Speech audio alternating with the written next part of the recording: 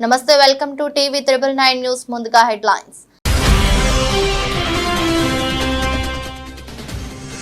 శ్రీనగర్ లో ఎన్నికల ప్రచారంలో పాల్గొన్న ప్రధాని మోదీ ఎన్సీ పీడీపీ కాంగ్రెస్ పార్టీలే జమ్మూ కాశ్మీర్ దోచుకున్నాయంటూ ఆరోపించిన మోదీ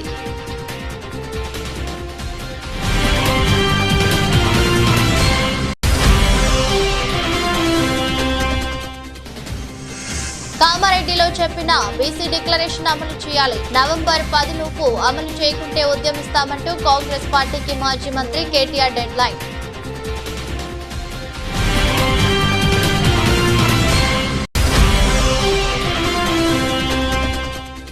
ఈ నెల 20వ తేదీ నుండి 26 వరకు ఏపీలో ఇది మంచి ప్రభుత్వ కార్యక్రమం కూటమి ప్రభుత్వం చేపట్టబోయే కార్యక్రమాలు ఇంటింటా వివరించాలన్న సీఎం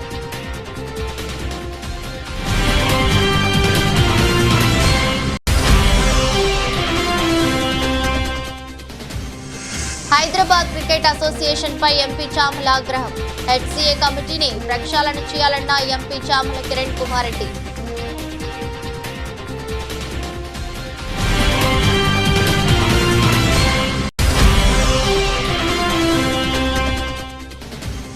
టీచర్లు కావాలని రోడ్డెక్కిన ఆసిఫాబాద్ ఆదర్శ పాఠశాల విద్యార్థులు పరీక్షల్లో ఫెయిల్ అయితే ఎవరిది బాధ్యత వహిస్తారంటూ రోడ్డుపై బైఠాయించిన నిరసన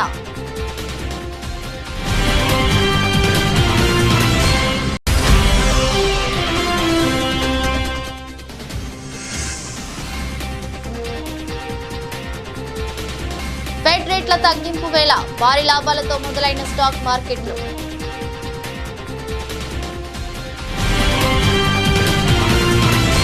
ప్రధాని నరేంద్ర మోదీ ఇవాళ శ్రీనగర్ లో ఎన్నికల ప్రచారంలో పాల్గొన్నారు ఈ సందర్భంగా ఆయన ప్రసంగిస్తూ ఎన్సీ పీడీపీ కాంగ్రెస్ పార్టీలు జమ్మూ కాశ్మీర్ రాష్ట్రాన్ని లూటీ చేస్తున్నట్లు ఆరోపించారు దోచుకోవడమే తమ జన్మ హక్కుగా ఆ పార్టీలు భావించాయన్నారు ఆ మూడు పార్టీల కుటుంబ పాలనలో జమ్మూ కాశ్మీర్ యువత నలిగిపోయినట్లు పేర్కొన్నారు ఉగ్రవాద ఛాయలు లేకుండా తొలిసారి జమ్మూ కాశ్మీర్ లో స్వేచ్ఛగా ఎన్నికలు జరుగుతున్నట్లు మోదీ తెలిపారు భారత ప్రజాస్వామ్యాన్ని జమ్మూ కాశ్మీర్ ప్రజలు బలోపేతం చేస్తున్నారని పేర్కొన్నారు అధిక సంఖ్యలో ఓటర్లు పోలింగ్ లో పాల్గొని చరిత్ర సృష్టించారన్నారు జమ్మూ కాశ్మీర్ లో అధిక సంఖ్యలో ఓటింగ్ జరగడం పట్ల గర్వంగా ఫీల్ అవుతున్నామని ప్రధాని తెలిపారు इन तीन खानदानों को लगता है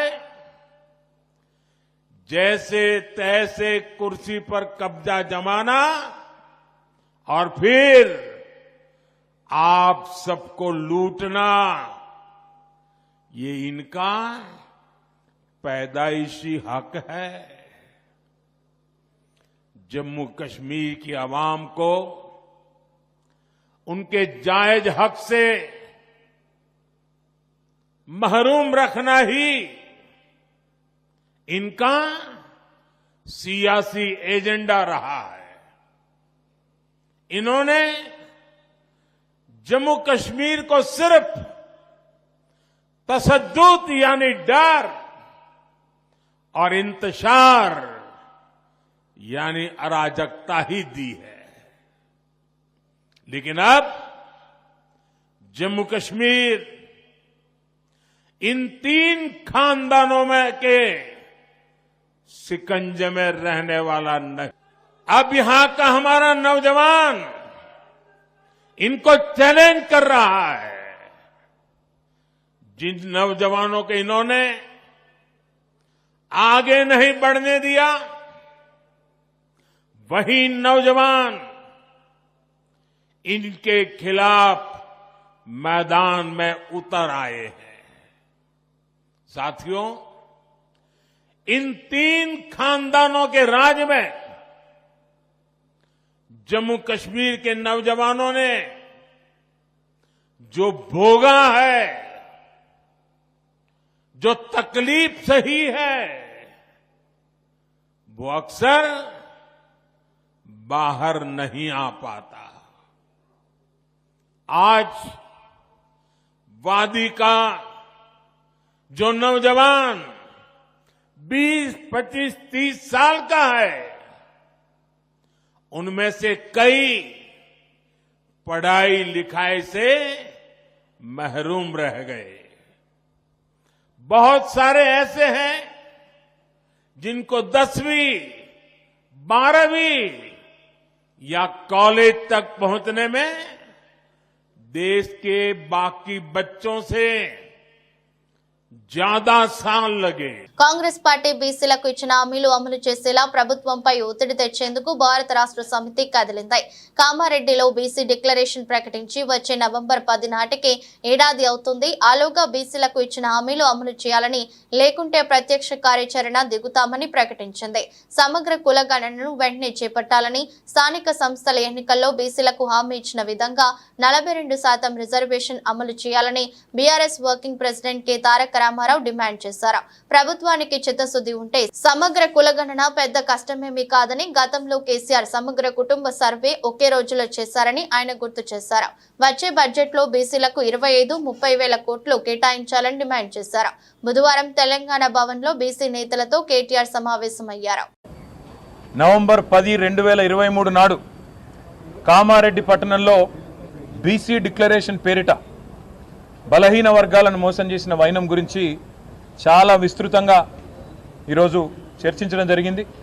దాదాపుగా 20-25 మంది తమ తమ అభిప్రాయాలను పూర్తి స్థాయిలో మరి వివరంగా చెప్పడం కూడా జరిగింది.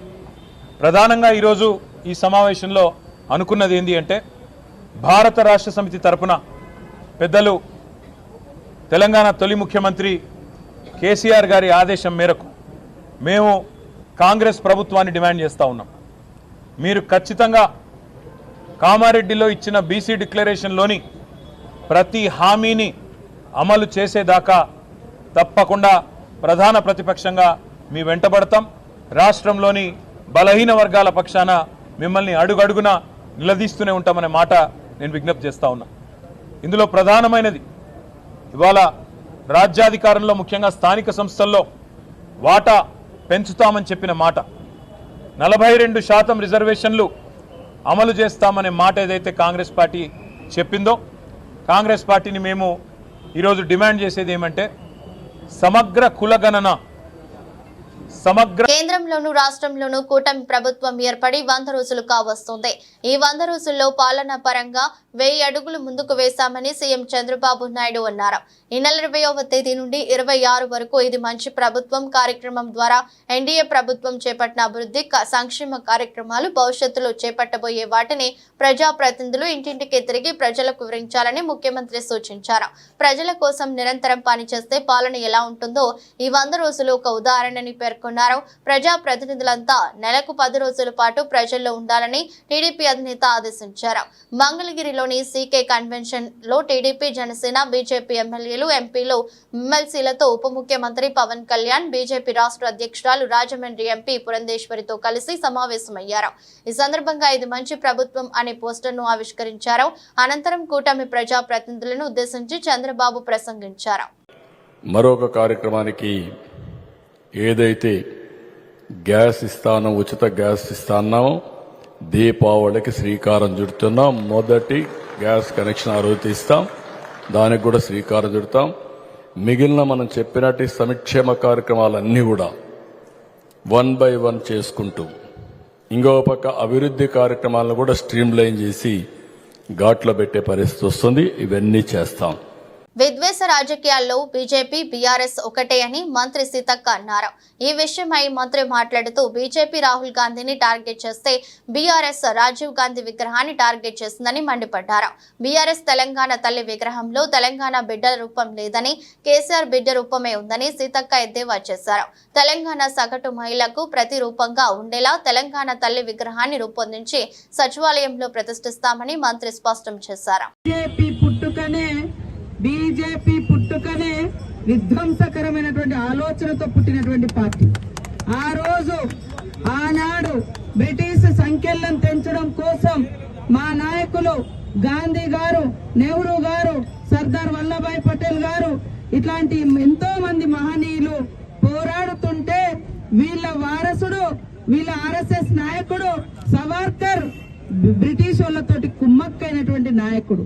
ఈ రోజు దేశానికి స్వతంత్రం తెచ్చినటువంటి గాంధీ గారిని చంపినటువంటి పార్టీ వారసత్వం ఎవరిదంటే గాడ్సేల వారసత్వం ఉన్నటువంటి పార్టీ బీజేపీ పార్టీ. గాంధీ వారసత్వం ఉన్నటువంటి పార్టీ కాంగ్రెస్ పార్టీ. అందుకనే ఈ దేశము, ఈ రాష్ట్రము, ఈ ప్రజలు ఆలోచించాలి. ఎవరు ఈ దేశం కోసం జైళ్లలో మగ్గిండ్రు, ఎవరు ఈ దేశం కోసం త్యాగాలు చేసిరు, స్వేచ్ఛ కోసం పోరాటం చేసిరు, ఆ స్వేచ్ఛను అడ్డుకోవడం కోసం ఆనాడు బ్రిటిష్ వాళ్ళతోటి కలిసిపోయినటువంటి పార్టీ గాడ్సేల పార్టీ, గాంధీని చంపినటువంటి పార్టీ బీజేపీ పార్టీ. వాళ్ళ నాయకులు ఇవాళ తన్వీర్ సింగ్ ఎమ్మెల్యే, మాజీ ఎమ్మెల్యే, అదే విధంగా సంజయ్ సింగ్ గైక్వాడ్. అత్యంత దురదృష్టకరంగా రాహుల్ గాంధీ గారు పేదల కోసం పోరాడుతున్న నాయకుడు. కులగణన వైఎస్ జగన్ తన హయాంలో ప్రజారోగ్యంపై ఎక్కువ దృష్టి పెట్టారని మాజీ మంత్రి విడతల రజని చెప్పారు. గతంలో వైఎస్ఆర్సీపీ ప్రభుత్వం శ్రీకారం చుట్టిన 17 మెడికల్ కాలేజీల ఏర్పాటు బాధ్యత కూటమి ప్రభుత్వానిదేనన్నారు. ఈ విషయమై రజని మీడియాతో మాట్లాడారు. మెడికల్ కాలేజీల బాధ్యత కూటమి ప్రభుత్వంపై ఉంది. మెడికల్ కాలేజీలపై ప్రభుత్వానికి క్లారిటీ లేదు. రాష్ట్రం విడిపోయిన తర్వాత సూపర్ స్పెషాలిటీ ఆసుపత్రులన్నీ హైదరాబాద్ లోనే ఉండిపోయాయి. దీంతో సూపర్ స్పెషాలిటీ ఆసుపత్రులు ఏపీలోనూ ఉండాలని ఆలోచనలో వైఎస్ జగన్ 17 మెడికల్ కాలేజీల ఏర్పాటుకు శ్రీకారం చుట్టారు.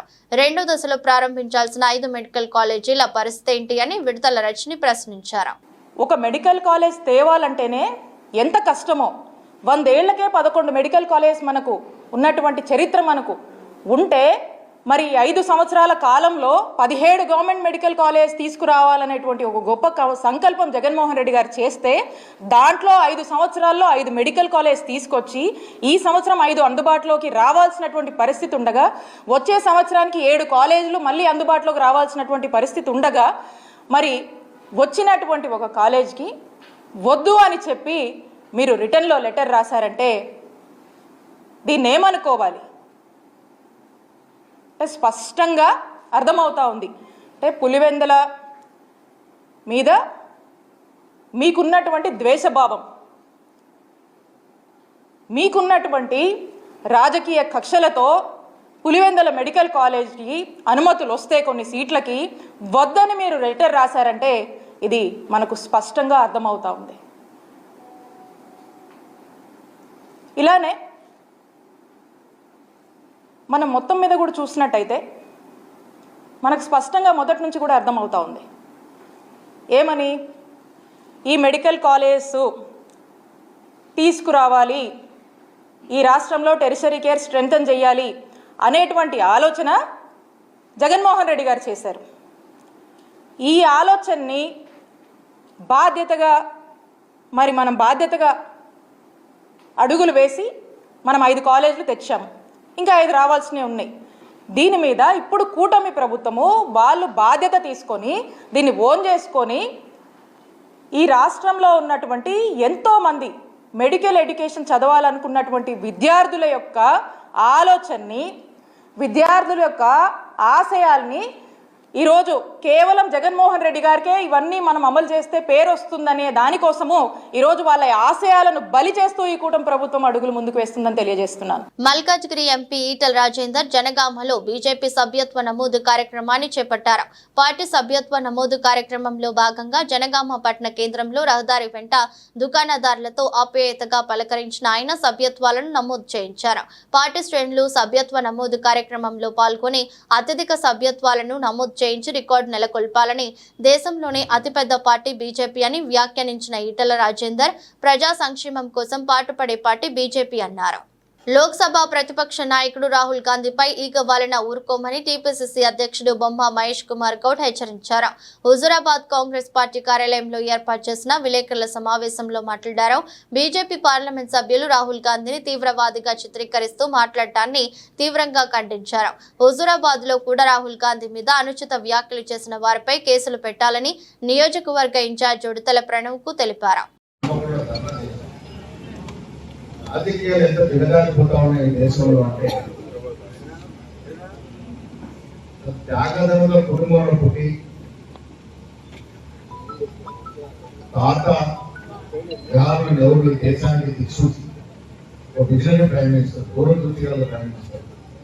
ముందు సూర్యుడు కూడా తయారు కానటువంటి భారతదేశం రాకెట్లు తయారు చేసుకుంటుందంటే ఆనాడు నెహ్రూ గారు చేసినటువంటి బౌద్ధులకు పాటలు, ఆయన కూతురు ఇందిరాగాంధీ దేశాన్ని అఖండంగా ఉంచాలి, ఒకటిగా ఉంచాలి, సమైక్యంగా ఉంచాలని ఆర్టీసీలు తప్పిస్తూ ఆటంకవాదుల చేతుల్లో మనం తండ్రి గారు రాజీవ్ గాంధీ గారు భారతరత్న ఆయన కూడా దేశాన్ని అఖండంగా ఉంచాలి, ఒకటిగా ఉంచాలని తప్పిస్తూ ఆటంకవాదులలో ఇంతమంది త్యాగాలు చేసిన కుటుంబంలో వచ్చినటువంటి మహానాయకుడు రాహుల్ గాంధీ గారు.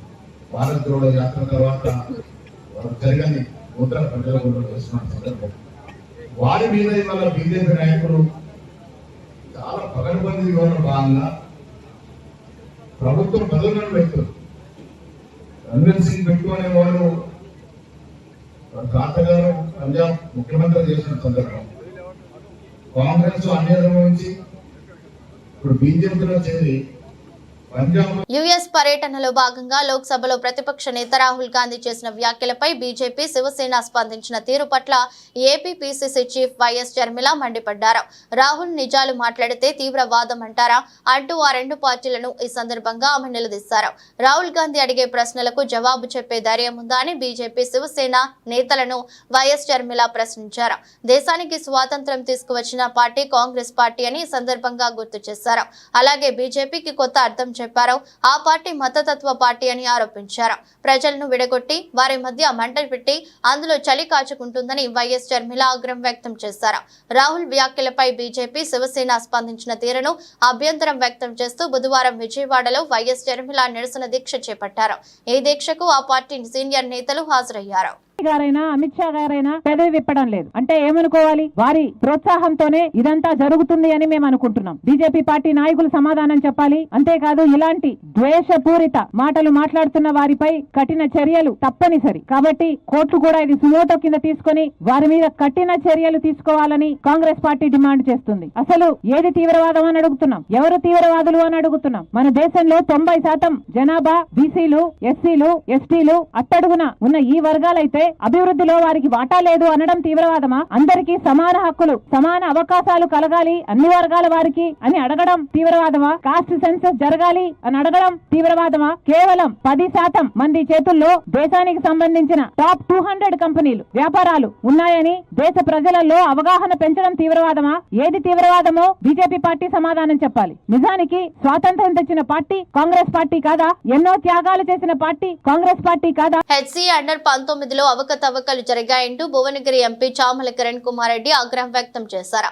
అసలైన క్రీడాకారులకు ప్రాధాన్యత ఇవ్వకుండా సెలక్షన్స్ జరిగాయని బాధితులు ఆయన దృష్టికి తీసుకొచ్చారు. దీంతో ఉప్పల్లోని రాజీవ్ గాంధీ అంతర్జాతీయ క్రికెట్ స్టేడియానికి చేరుకున్న ఆయన మాట్లాడుతూ హెచ్సీఏని ప్రక్షాళన చేయాలన్నారు.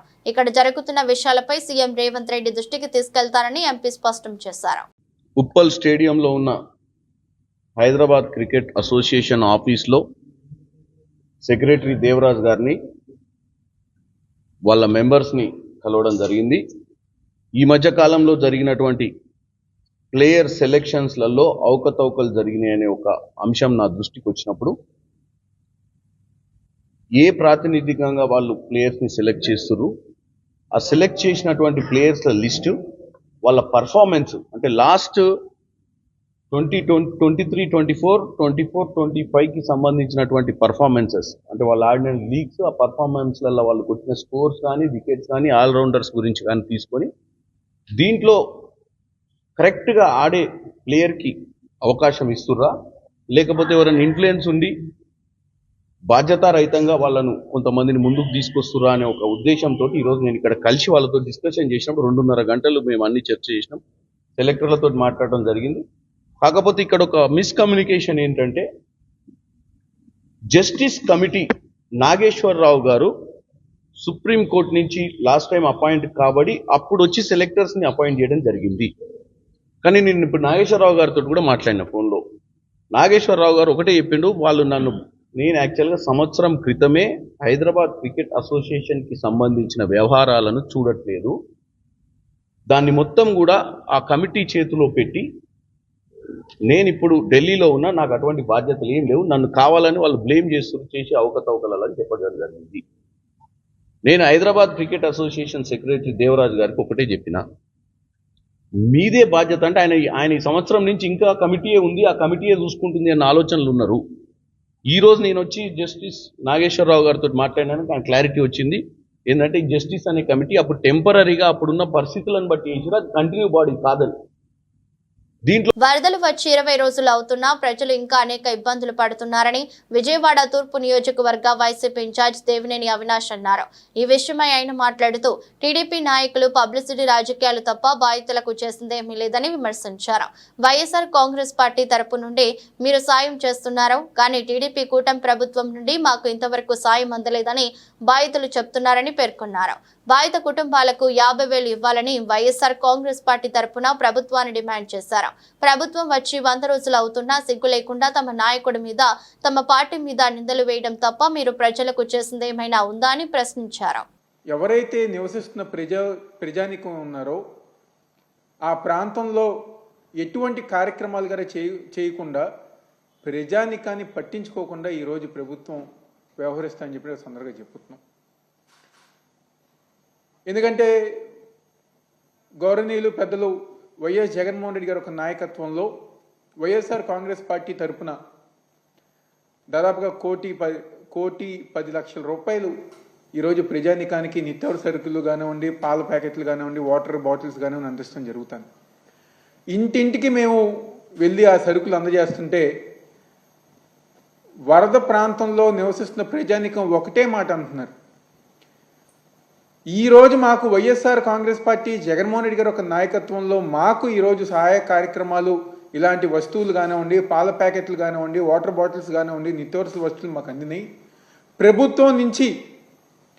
ప్రభుత్వం నుంచి మాకు ఎటువంటి కార్యక్రమం గారా ఈ రోజు గారా రాలేదు అని చెప్పని ఈరోజు ప్రజలు అనేక ఇబ్బందులు విజయవాడ నగరంలో ప్రజానికం ఇబ్బంది పడుతున్నారు.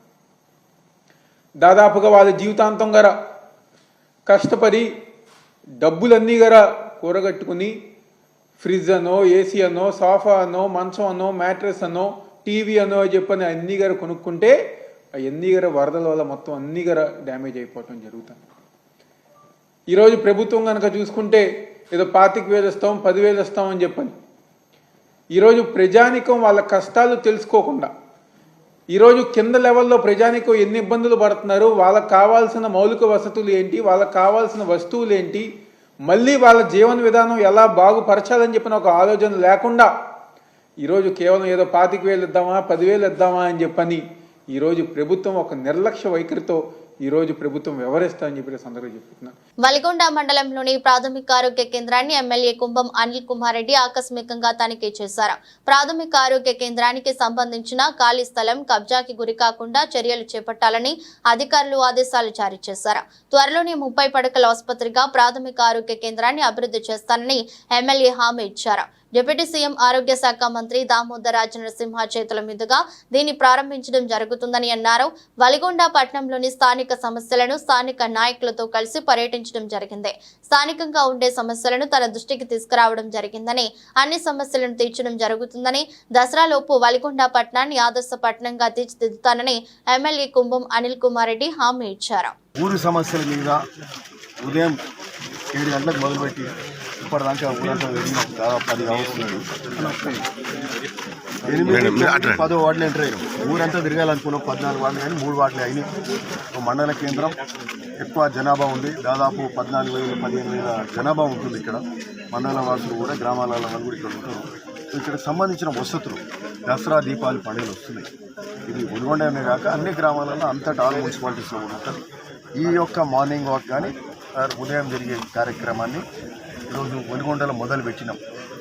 ఎందుకంటే అంతకుముందు వరుస ఎన్నికలు, ఎంపీ ఎన్నికలతో 3 నెలలు పోయింది. అంతకుముందు అసెంబ్లీ ఎన్నికలు, ప్రజాపాలన, అసెంబ్లీ ఇవన్నీ అయినాయి. సో శాంక్షన్లు తీసుకొచ్చే కార్యక్రమంలో కూడా, నిధులు తెచ్చే కార్యక్రమంలో కూడా టైం చాలా ఇచ్చాయి. ఓకే, సో అది ఇంపార్టెంట్. ఎందుకంటే నిధులు లేకుండా ఒకే తిరుగుతూ కూడా చేసేది హెచ్ఎండిఏ ఫండ్స్ కానీ, ఇక్కడ రోడ్స్ కానీ, బ్రిడ్జెస్ కానీ వాటి మీద చాలా శాంక్షన్స్ తీసుకొస్తాం. కనీసం 100 కోట్ల నిధులు వివిధ రూపాలలో మనం భువనగిరి నియోజకవర్గానికి ఈ సంవత్సరంలో ఫౌండేషన్ లేవుతున్నాం మినిమం. ఇవన్నీ కూడా తర్వాత చెప్తాం. ఓకే, సరే. ఈరోజు ఏంటంటే గ్రామాలలో వస్తుంది. గ్రామాలలో ఇప్పుడు ఫర్ ఎగ్జాంపుల్ ఓ దగ్గర మంచినీళ్ళు వస్తుంది, ఓ పైప్ లైన్ లేదు. ఓ దగ్గర మేము ఇప్పుడు శ్రీరామ్ నగర్ చూసినాం, మున్సిపల్ ఆడ పైప్ లైన్ లేదు. ఆర్డబ్ల్యూఎస్ ఇంజనీర్ కూడా వచ్చాడు. రాష్ట్రంలో అధికారంలోకి వచ్చినప్పటి నుంచి ప్రతి చిన్న విషయాన్ని ప్రతిపక్షాల నేతలను ముందస్తుగా అరెస్టు చేయడం పరిపాటిగా మారింది. తాజాగా వరంగల్ జిల్లా నర్సంపేటలో పొంగులేటి శ్రీనివాసరెడ్డి, దామోదర్ రాజు నరసింహ పర్యటించి జిల్లా జనరల్ హాస్పిటల్, ప్రభుత్వ మెడికల్ కళాశాలను ప్రారంభించనున్నారు. కాగా మంత్రులను అడ్డుకుంటారనే నెపంతో మాజీ ఎమ్మెల్యే పెద్ది సుదర్శన్ రెడ్డిని పోలీసులు హౌస్ అరెస్ట్ చేశారు. కాగా తెలంగాణ ఉద్యమ నాయకుడు, నర్సంపేట నియోజకవర్గ అభివృద్ధికి ఎంతో పాటుపడిన సుదర్శన్ రెడ్డిని అరెస్టు చేయడం అన్యాయమని బీఆర్ఎస్ శ్రేణులు ఆగ్రహం వ్యక్తం చేశాయి. ఇలాంటి అరెస్టులతో ప్రశ్నించే గొంతులను అడ్డుకోలేరన్నారు. అందరినీ కలుపుకొని చేపట్టాల్సిన అభివృద్ధి పనులను ఇలా దొంగచాటుగా చేయడం ఏంటని ప్రశ్నించారు. విద్యాశాఖ మంత్రి లేక గురుకులాలు, పాఠశాలల్లో అనేక సమస్యలతో విద్యార్థులు ఇబ్బందులు పడుతున్నారు. సమస్యల పరిష్కారం కోసం రోడ్డెక్కుతున్నారు. తాజాగా ఆసిఫాబాద్ జిల్లా కేంద్రంలోని తెలంగాణ ఆదర్శ పాఠశాల విద్యార్థులు ధర్నా చేపట్టారు. టీచర్లు లేక తాము విద్యాపరంగా నష్టపోతున్నామని ఆవేదన వ్యక్తం చేశారు. ఇటీవల జరిగిన ఉపాధ్యాయుల బదిలీలో ఆసిఫాబాద్ ఆదర్శ పాఠశాల నుండి 17 మంది ఉపాధ్యాయులు బదిలీపై వెళ్లగా వారి స్థానంలో కేవలం 2 ఉపాధ్యాయులు మాత్రమే రావడంతో పాఠాలు చెప్పే వారు లేక ఇబ్బంది పడుతున్నారు. దీంతో గురువారం విద్యార్థులు భారీ సంఖ్యలో ర్యాలీగా బయలుదేరి రహదారిపై కూర్చొని ధర్నా చేపట్టారు. వారం రోజుల నుంచి ఉపాధ్యాయులు లేక తరగతులు నిర్వహించడం లేదని 10వ తరగతి విద్యార్థులు ఆందోళన వ్యక్తం చేశారు. పరీక్షలు కూడా వస్తున్న తరుణంలో తమకు పాఠాలు చెప్పనిదే పరీక్షల్లో ఏమి రాయాలని తమ గోడును వెళ్లబోసుకున్నారు. సంబంధిత అధికారులు ఈ విషయంపై చొరవ తీసుకుని తమ భవిష్యత్తులో అంధకారంలో నెట్టకుండా త్వరగా ఉపాధ్యాయులు వచ్చేలా చేసి తమకు న్యాయం చేయాలన్నారు. దాదాపు 2 గంటల పాటు రోడ్డుపై కూర్చొని ధర్నా చేపట్టడంతో భారీగా ట్రాఫిక్ జామ్ అయింది. చదువుతున్నా మా కాలేజ్ నుంచి 70 మెంబర్స్ టీచర్స్ వెళ్ళారు, కానీ వచ్చింది 2 మెంబర్స్. మా భవిష్యత్తుకి బాధ్యులు ఎవరు? మేము ఫెయిల్ అయితే ఎవరు రెస్పాన్సిబిలిటీ? ఎవరు రెస్పాన్సిబిలిటీ? మా భవిష్యత్తుకి అసలు ఏము వచ్చింది మాత్రం ఇద్దరు టీచర్సే. మాకు క్లాసెస్ కూడా జరుగుతలేవు. ఇప్పటికీ మేము 3 days వెయిట్ చేసినాం. మేము ఫెయిల్ అయితే ఎట్లా? ఎవరు బాధ్యులు? యశస్వి జైస్వాల్ హాఫ్ సెంచరీతో ఆకట్టుకున్నాడు. ఒకవైపు టాప్ ఆర్డర్ బ్యాటర్లు నిష్క్రమిస్తున్నా అతను మాత్రం క్రీజులో నిలదొక్కున్నాడు. చెన్నైలో బంగ్లాదేశ్ తో జరుగుతున్న తొలి టెస్టులో జైస్వాల్ హాఫ్ సెంచరీ నమోదు చేశాడు. 98 బంతుల్లో 8 4ల సాయంతో జైస్వాల్ అర్ధ సెంచరీ పూర్తి చేశాడు. భోజన విరామ సమయం తర్వాత జైస్వాల్ తన ఖాతాలో హాఫ్ సెంచరీ వేసుకున్నాడు. టెస్టుల్లో అతనికి ఇది 5వ హాఫ్ సెంచరీ. లంచ్ కు ముందు 3 వికెట్లు కోల్పోయి 88 రన్స్ చేసిన భారత్ ఆ తర్వాత కీలకమైన పంత్ వికెట్ ను కోల్పోయింది. పంత్ 39 రన్స్ స్కోర్ చేసి అవుట్ అయ్యాడు. బంగ్లా బౌలర్ హసన్ మహమూద్ 4 వికెట్లు తీసుకున్నాడు. ప్రస్తుతం 36 ఓవర్లలో ఇండియా 4 వికెట్ల నష్టానికి 132 రన్స్ చేసింది. జైస్వాల్ 50, రాహుల్ 10 రన్స్ తో క్రీజ్ లో ఉన్నారు. దేశీయ స్టాక్ మార్కెట్లు గురువారం భారీ లాభాలతో ప్రారంభమయ్యాయి. మార్కెట్ ప్రారంభమైన వెంటనే Sensex, Nifty, bank Nifty record స్థాయికి చేరుకున్నాయి. ఈ క్రమంలో ఎన్ఎస్ఈ నిఫ్టీ 50.47% లాభంతో 25,500 వద్ద మొదలు కాగా బీఎస్ఈ సెన్సెక్స్ 0.51% లాభంతో 83,369.78 వద్ద ప్రారంభమైంది. బ్యాంక్ నిఫ్టీ 53,100 దాటింది. మిడ్ క్యాప్ ఐటీ షేర్లలో మంచి వృద్ధి నమోదైంది. ఫైనాన్షియల్ స్టాక్స్ కూడా బలంగా ఉన్నాయి. అమెరికాలో బుధవారం ఫెడరల్ రిజర్వ్ బ్యాంక్ వడ్డీ రేట్లను గణనీయంగా తగ్గించాలని నిర్ణయించింది. ఈ క్రమంలో యుఎస్ఎఫ్ఈడి వడ్డీ రేట్లను 0.50% అంటే 50 బేసిస్ పాయింట్లు తగ్గించింది. దీంతో ఆర్థిక వ్యవస్థలో మాంద్యం భయం లేదని తెలిపింది. ఆ తర్వాత అమెరికన్ మార్కెట్లలో కొత్త లైఫ్ హై కనిపించింది. ఈ ప్రభావం భారత స్టాక్ మార్కెట్లపై కనిపిస్తోంది. ఈ నేపథ్యంలో ప్రస్తుతం నిఫ్టీ 50లో NTPC, LTI, Mindtree, Axis Bank, Bajaj auto, Titan top గెయినర్లుగా ఉన్నాయి. వార్తలు ముగించే ముందు మరోసారి హెడ్లైన్స్. శ్రీనగర్లో ఎన్నికల ప్రచారంలో పాల్గొన్న ప్రధాని మోదీ. ఎన్సీ, పీడీపీ, కాంగ్రెస్ పార్టీలే జమ్మూ కాశ్మీర్ దోచుకున్నాయంటూ ఆరోపించిన మోదీ.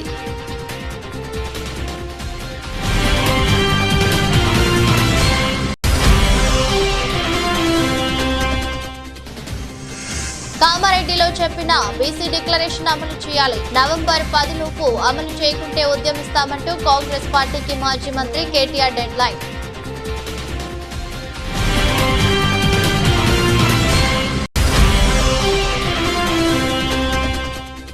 ఈ నెల 20వ తేదీ నుండి 26 వరకు ఏపీలో ఇది మంచి ప్రభుత్వ కార్యక్రమం. కూటమి ప్రభుత్వం చేపట్టబోయే కార్యక్రమాలు ఇంటికి వివరించాలన్న సీఎం.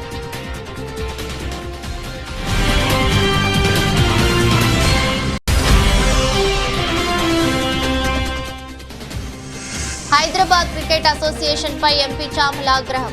హెచ్సీఏ కమిటీని ప్రక్షాళన చేయాలన్న ఎంపీ చామల కిరణ్ కుమార్ రెడ్డి.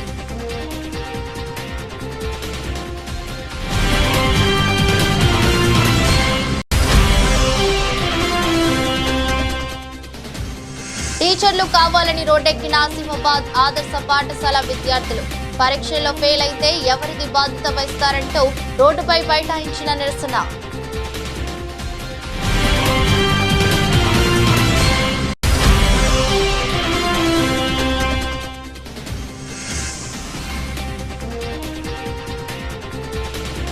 ఫెడ్ రేట్ల తగ్గింపు వేళ భారీ లాభాలతో మొదలైన స్టాక్ మార్కెట్లు.